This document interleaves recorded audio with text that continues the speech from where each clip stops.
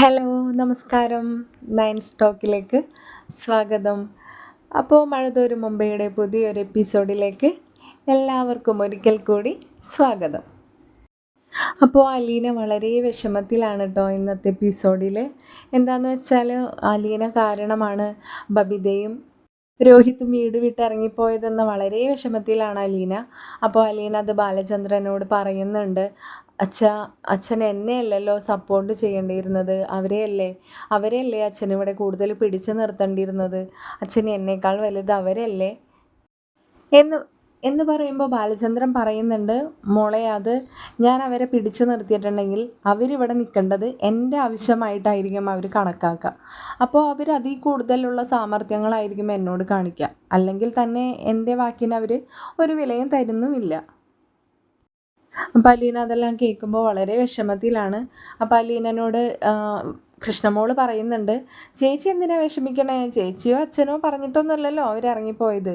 അവർ പോയ പോലെ തന്നെ ഇങ്ങോട്ട് വന്നോളൂ. അപ്പോൾ ബാലചന്ദ്രൻ പറയുന്നുണ്ട്, മോളെ ഞാൻ അവരെ തടയാൻ അറിയാൻ വയ്യാഞ്ഞിട്ടല്ല തടയാതിരുന്നത്. അല്ലെങ്കിൽ തന്നെ അവരിവിടുന്ന് പോവാതിരിക്കാനുള്ള വഴികളും എനിക്കറിയാം. പിന്നെ ഞാൻ ആലോചിച്ചപ്പോൾ എനിക്ക് തോന്നി അവർ പോയിട്ട് വരട്ടെ. അവർ പോയി അങ്കിളിൻ്റെയും ആൻറ്റിയുടെയും ഗുണനിലവാരങ്ങളൊക്കെ അറിഞ്ഞിട്ട് വരട്ടെ. അവർക്ക് ഇങ്ങനെ ചിരിച്ച് കാണിക്കുന്നവരെ മാത്രമല്ലേ അറിയുള്ളൂ. അത് വൈജയ്ക്ക് നന്നായിട്ടറിയാം. അപ്പോൾ കൃഷ്ണമോള് വന്നിട്ട് അലീനയെ ഇങ്ങനെ വട്ടം കെട്ടിപ്പിടിക്കാൻ കേട്ടോ, ഇങ്ങനെ പിടിച്ചിട്ട് പറയാണ്, ചേച്ചി എന്തിനാ ചേച്ചി വിഷമിക്കണേ? അല്ലെങ്കിൽ തന്നെ അവരിവിടെ ഉണ്ടെങ്കിൽ ചേച്ചിക്കുള്ള സമാധാനം കൂടി ഇല്ലാണ്ടാവല്ലേ ഉള്ളൂ. ഈ ചേച്ചിക്ക് ഞാനുണ്ട് കേട്ടോ എന്ന് പറഞ്ഞിട്ട് അവളിങ്ങനെ കെട്ടിപ്പിടിച്ച് ഒരു ഉമ്മ കൊടുക്കുകയാണ്. അത് കഴിഞ്ഞ് പിന്നെ കാണിക്കുന്നത് മനു അലീനനെ കാണാൻ വന്നിരിക്കുകയാണ് കേട്ടോ. അപ്പോൾ മനു വന്ന് കയറുമ്പോൾ ബാലചന്ദ്രൻ പറയുന്നുണ്ട്, നീ വന്നോ? എങ്കിൽ ഞാനൊന്ന് ഹോസ്പിറ്റലിലോട്ട് പോട്ടെ, നീ എന്തായാലും ഇവർക്ക് കൂട്ടായിട്ട് ഇവിടെ നിൽക്ക്, ഞാൻ പോയിട്ട് വരാമെന്ന് പറഞ്ഞിട്ട് ബാലചന്ദ്രൻ പോവുകയാണ്. അപ്പോൾ മനു വന്നിട്ട് അലീനയോട് സംസാരിക്കുകയാണ്. അപ്പോൾ അലീനയോട് ചോദിക്കുന്നുണ്ട്, നീ എന്തിനാ ഇങ്ങനെ എല്ലാ കാര്യത്തിനും ഇങ്ങനെ ഒന്ന് പറഞ്ഞ് രണ്ടാമത്തേന് ഇങ്ങനെ ടെൻഷൻ അടിച്ച് വിഷമിച്ച് ഇങ്ങനെ ഇരിക്കണേ? ഇതൊക്കെ സംഭവിക്കുന്ന നിനക്ക് നന്നായിട്ട് അറിയാവുന്നതല്ലേ? എങ്കിലും മനുവേട്ടാ, ഞാൻ കാരണമല്ലേ അവർ ഇപ്പോൾ ഇങ്ങനെ ഒരവസ്ഥയിൽ ഈ കുടുംബം കൊണ്ട് ചെന്നെത്തിച്ചത്. അതൊക്കെ ആലോചിക്കുമ്പോൾ എനിക്ക് നല്ല വിഷമമുണ്ട് മനുവേട്ടാ. മനുവേട്ടൻ കാണുന്നതല്ലേ, അച്ഛന് നല്ല വിഷമമുണ്ട്. അച്ഛനെയാണ് എല്ലാവരും കുറ്റം പറയുന്നത്. കാരണം അച്ഛൻ തന്നെയാണ്. അച്ഛൻ എന്തൊക്കെയോ നുണകൾ പറഞ്ഞൊപ്പിക്കുകയാണ്. എന്തിനു വേണ്ടിയിട്ടാണെന്ന് എനിക്ക് മനസ്സിലാവുന്നില്ല. ഇത്രയൊക്കെ ആയ സ്ഥിതിക്ക് എല്ലാവരോടും പറയുന്നതല്ലേ അച്ഛന് ഏറ്റവും നല്ലത്. പക്ഷേ അച്ഛൻ തന്നെ സ്വയം നാണം കെടുകയല്ലേ മനുവേട്ടാ. അച്ഛൻ പറയുന്ന ഓരോ വാക്കും എനിക്ക് സഹിക്കാൻ കഴിയുന്നില്ല. ആരൊക്കെ പോയാലും അച്ഛൻ്റെ ഊന്നുവടിയാണ് ഞാനെന്നാണ് അച്ഛൻ പറയുന്നത്. ആ ഒരു വാക്ക് കേൾക്കുമ്പോൾ ഞാൻ ആകെ തകർന്നു പോവുകയാണ് മനുവേട്ടാ. അല്ലെങ്കിൽ എനിക്കറിയായിരുന്നു ഇവിടെ നിന്ന് എല്ലാവരും കൂടി എന്നെ ഇറക്കി വിട്ടപ്പോൾ ഇറങ്ങിപ്പോവാൻ. അച്ഛനെ കാണണമെന്ന് എൻ്റെ മനസ്സ് പറഞ്ഞു.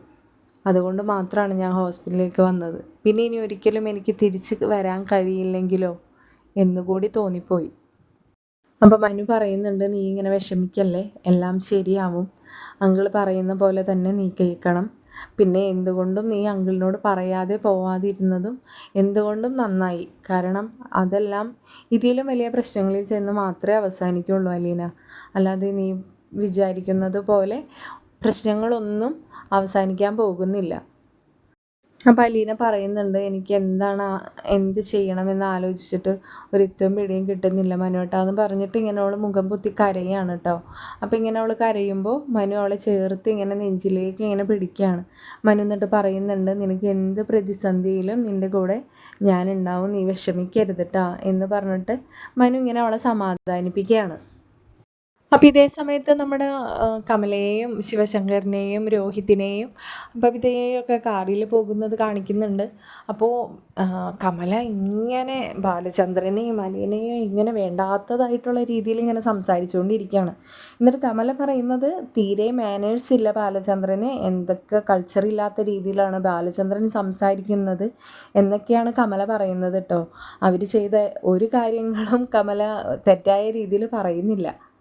ഒരു വീട്ടിൽ കയറി വന്ന് അവിടുത്തെ പെൺകുട്ടിയെ അടിച്ചിറക്കി വിട്ടതൊന്നും കമലയ്ക്ക് മോശമായിട്ട് തോന്നുന്നില്ല. ബാലചന്ദ്രൻ പറഞ്ഞതും ചെയ്തതും മാത്രമാണ് കമല കുറ്റമായിട്ട് പറയുന്നത്.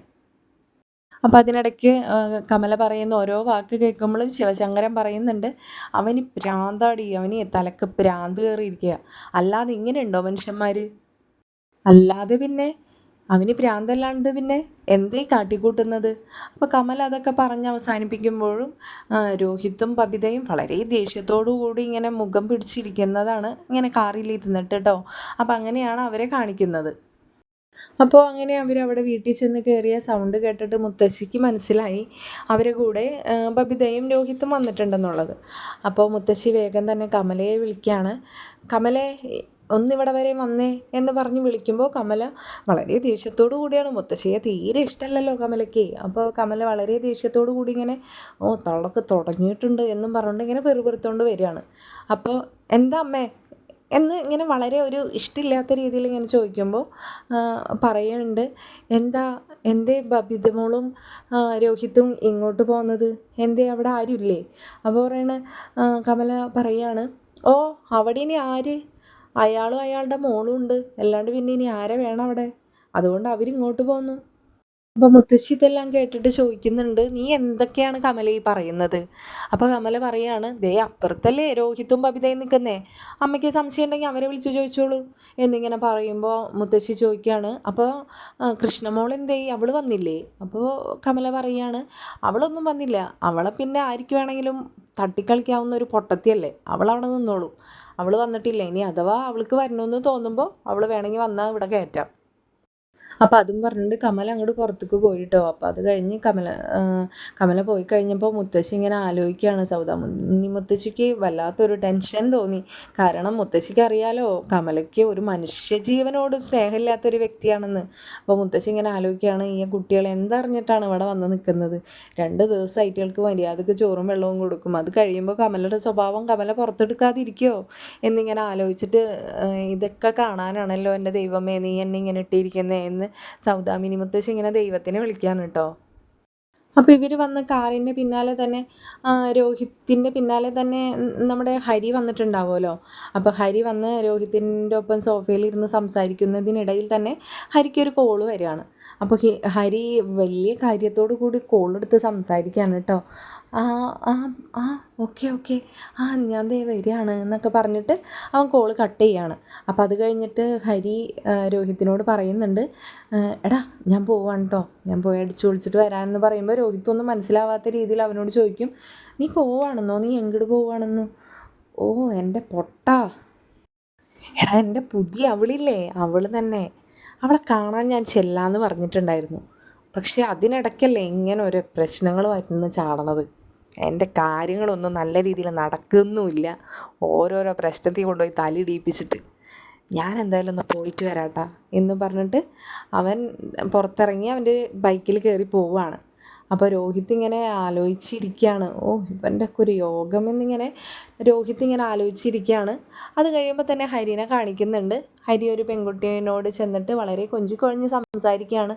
അപ്പോൾ ആ പെൺകുട്ടി ഇങ്ങനെ മൈൻഡില്ലാത്ത രീതിയിൽ നിൽക്കുമ്പോൾ, എൻ്റെ പൊന്നെ പിണങ്ങല്ലടി, എനിക്കൊരേ പ്രശ്നങ്ങൾ വന്ന കാരണമല്ലേ വരാൻ വൈകിയത് എന്നൊക്കെ പറഞ്ഞിട്ട് പിന്നെ അവരവിടെ നിന്നിട്ട് ഓരോ വീഡിയോസും റീൽസും ഒക്കെ എടുത്തുകൊണ്ടിരിക്കുകയാണ്. അവൻ്റെ സ്വഭാവം പിന്നെ അറിയാലോ, പെൺകുട്ടികളോട് വളരെ മോശമായ രീതിയിലല്ലാതെ ഒരു നല്ല രീതിക്ക് ഇതുവരെയും അവൻ സംസാരിച്ചോ പെരുമാറിയോ നമ്മൾ കണ്ടിട്ടില്ല. പിന്നെ അവരിങ്ങനെ റീൽസും ഫോട്ടോസൊക്കെ എടുക്കുന്നത് കാണിച്ചിട്ട് അവരായി ഒരു സീൻ കട്ടാവാണ്. പിന്നെ അതിന് ശേഷം കാണിക്കുന്നത് നമ്മുടെ ബാലചന്ദ്രൻ ഹോസ്പിറ്റലിൽ ചെല്ലുകയാണ്. ഹോസ്പിറ്റലിൽ ചെന്നിട്ട് ഐസിയുൻ്റെ ഫ്രണ്ടിൽ ചെന്ന് നിൽക്കുകയാണ് ബാലചന്ദ്രൻ. അപ്പോൾ ബാലചന്ദ്രന് ഈ വൈജയനെ കാണുമ്പോൾ വല്ലാത്തൊരു വിഷമം തോന്നുകയാണ്. ഇങ്ങനെ വൈജയനെ ആയ കിടപ്പൊക്കെ കാണുമ്പോഴേ നമുക്കായാലും ഒരു വിഷമാണല്ലോ. അങ്ങനത്തെ ഒരു സിറ്റുവേഷനിലാണ് ഇപ്പോൾ ഐസിയുയിൽ വൈജയ് കിടക്കുന്നത്. അപ്പോൾ ഇതേ സമയത്താണ് ശിവശങ്കരനെയും രാജീവനെയും കാണിക്കുന്നത്. അപ്പോൾ അവർ തമ്മിൽ എന്തോ സംസാരിച്ച് നിൽക്കുകയാണ്. അപ്പോൾ പറയുന്നത് അവരെ മൂത്ത ജ്യേഷ്ഠനായ രവിയേട്ടൻ വരുന്നതിനെ കുറിച്ചിട്ടാണ്. അപ്പോൾ രാജീവൻ പറയുന്നുണ്ട്, ശിവേട്ട ചേട്ടൻ വിളിച്ചിട്ടുണ്ടായിരുന്നു, അവർ നാളത്തെ ഫ്ലൈറ്റിന് തന്നെ ഇവിടെ എത്തും, അപ്പോൾ എന്താണെന്ന് വെച്ചാൽ വൈജയേച്ചിയുടെ കാര്യത്തിൽ ഒരു തീരുമാനം ഉണ്ടാക്കാമെന്നാണ് അവർ പറഞ്ഞിരിക്കുന്നത് എന്നൊക്കെ രാജീവൻ പറയുന്നുണ്ട്.